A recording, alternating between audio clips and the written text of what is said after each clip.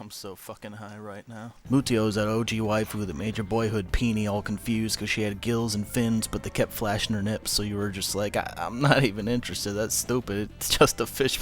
Oh god. Blue Submarine 6 is an anime with a Japanese title. It sounds like an old Jewish woman losing at the dog track. Oh no, 6 go! And at the same time, it's also a show that gets brought up to me often in the YouTube inbox with people asking me if I remember an old underwater mech anime with the fish girl that aired on Toonami, and yes, I remember is sucking Blue Fub 6. Tetsu Hayami is the best robot boat driver there ever was, but he quit. Now he eats bacon and the underwater Star Force elites want him back so he can kill every whale in the ocean like an asshole. He's also a pretty sweet main character and a pretty sweet show. Blue Sub is only 4 episodes long, and that's a bummer because it's really unique with a fun message, and it's got really bad CGI, but that's okay because... In 1 week since you looked at me, dropped your ass the sides and said I'm sorry. What's your excuse, unbreakable machine doll?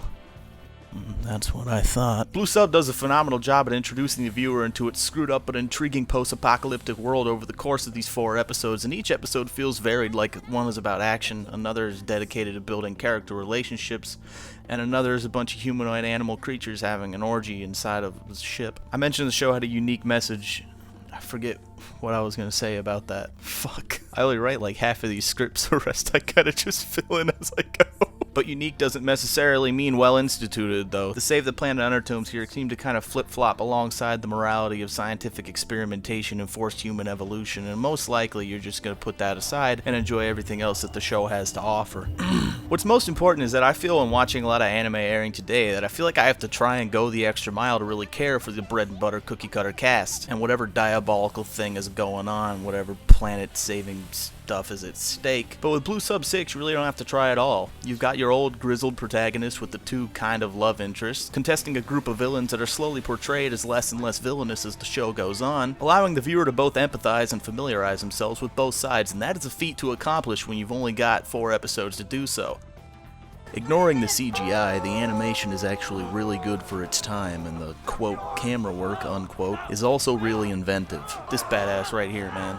I don't know why there aren't more Street Shark fistfights in anime, but goddamn, this needs to become a recurring thing.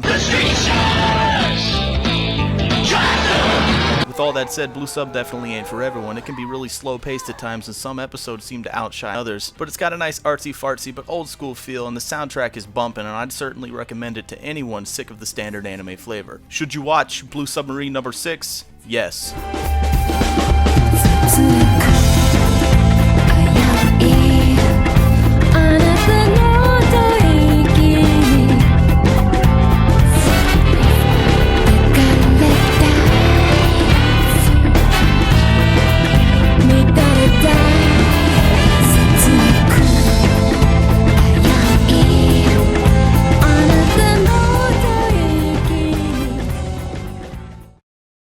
Said sucking Blue Flub 6.